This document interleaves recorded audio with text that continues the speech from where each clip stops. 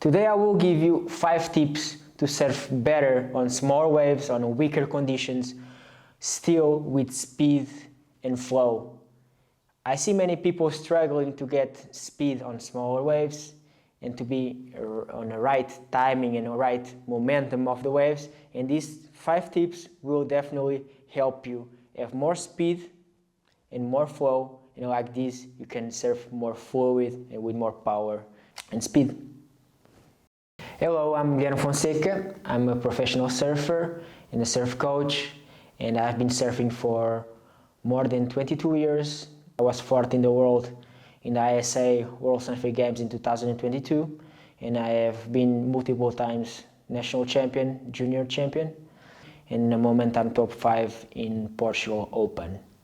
And my mission is to show real knowledge of a person that can actually surf, and yeah, I see a lot of information out there of people that don't even really surf, and they never really felt what good surfing is, and I want to change that and give valuable information, valuable knowledge for you to become a better surfer and like this become happier.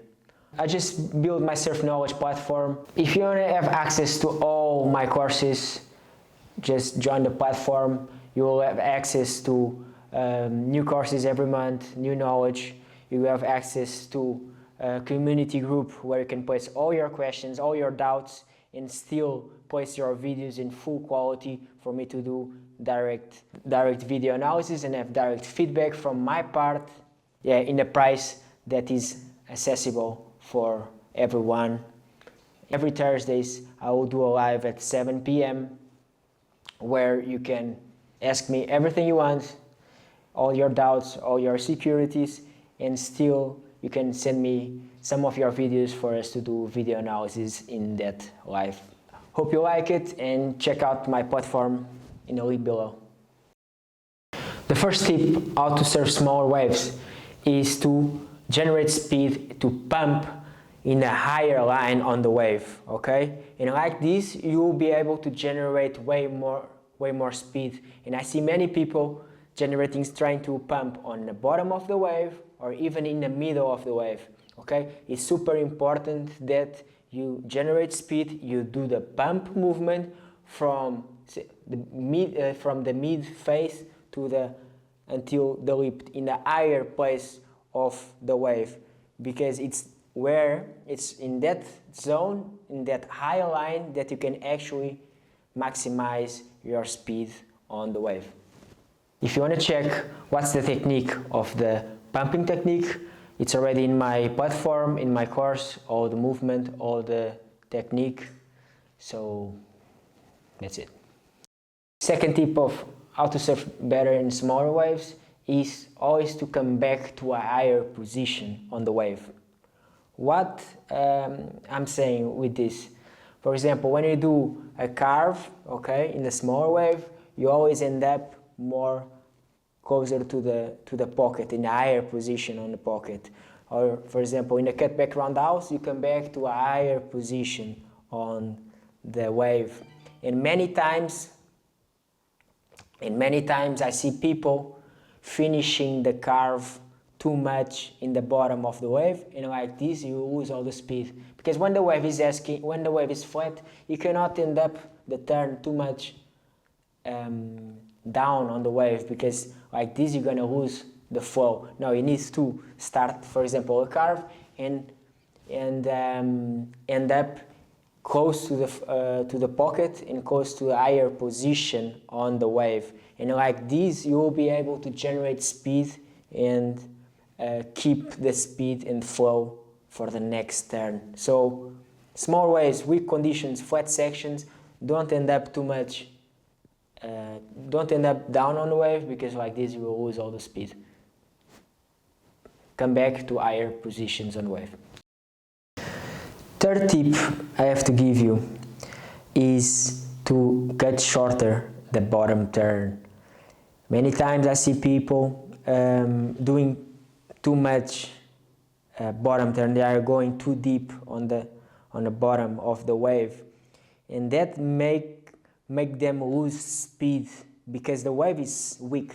We are surfing small waves, okay? There is a flat section in front of you. You cannot do a super deep bottom turn because you're gonna arrive to the top without speed. And the goal here, in these smaller waves, in these flatter sections, is to cut shorter the bottom turn in order for you to keep the speed, to maintain a higher line. Surfing small waves is all about maintaining our lines, okay, higher lines. And of course, when the wave starts to get more steep and more powerful, you can go a little bit more deep. But when the wave is super weak, super flat, cut shorter the bottom turn. Don't go as deep.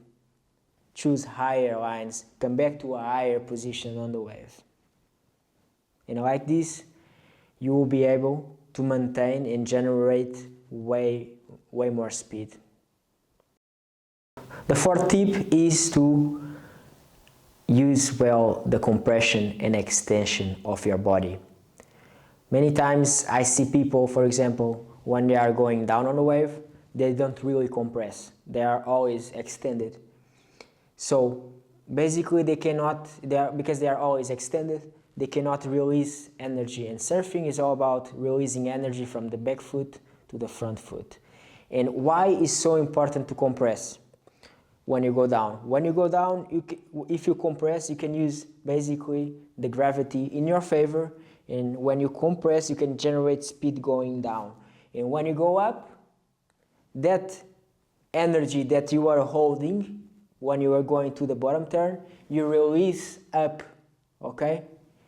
When you go to the top of the wave, and like this, there is a constant release of energy from the back foot to the front foot, back foot to the front foot. And like in this way, you will always maintain yourself with speed on the wave. Resuming everything, you go down on the wave, you compress the maximum possible. You go up on the wave, you release, you extend your upper body. And then again, compress, extend, compress, extend. Use the wave, use the gravity for you to generate speed. And the most common mistake I see is that people are always extended, so there is not much release of energy. There is no transfer of energy, there is no speed generation. Other common mistake is that I just see people all the time compressed. It's the same. If you just compress all the time, there is no transfer of energy. So if there is no transfer of energy, there is no speed generating, okay? For you to generate speed, you need to compress and then extend. And that release of energy will make you be faster on the wave. Fifth tip that for me is probably one of the most important and that I use the most is take advantage from sections. For example, the wave is super weak, the wave is small, but it gives you some sections in front. I use these sections to do little floaters and project my weight forward, okay? And my arms forward, because when I do these little floaters, I can generate so much more speed than passing just like the wave and not really using that section. No, if you don't have much speed, there is a section ahead for you to do like a floater and project forward. Do it, because in this way you're gonna generate so much more speed. And I see many people not really using these sections to generate speed, so they become really slow on the wave. If you see a section in front of you and you can do a little flutter and project forward, do it. Don't just pass that section in the middle of the wave, because if you stay too much time on the middle or in the bottom of the wave, you're gonna lose all your speed and you will not be able to generate speed. And these little flutters help you maintain a higher line, and they will help you release energy. And this release of energy from the back foot to the front will make you generate speed. Just to end up and clear things up, if you are riding a shorter board, a performance board, in small waves you always need to be moving. You cannot really just let the board go by herself, especially in short boards. I'm not talking about middle lengths or long boards. What is to keep moving is to basically pump all the time, to do cutbacks and end up in a higher position, to do a cutback roundhouse, or to do a carve snap where you end up close to the pocket, where you take advantage from the foams or little sections to generate speed. And this is constant, as you're going to see in the videos.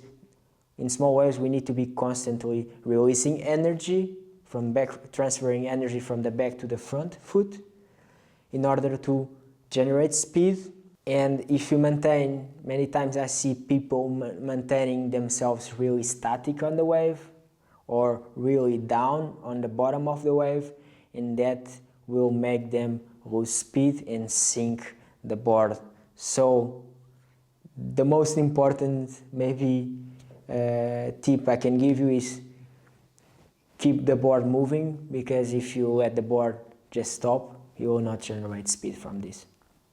And that's it, everyone. I hope you liked, and I hope it's helpful for you. And yeah, if you want to check out more and to have feedback from my part, check out my platform SurfSense. If there is anything you want me to talk about, just leave a comment below, and like and subscribe for more videos. See you next time.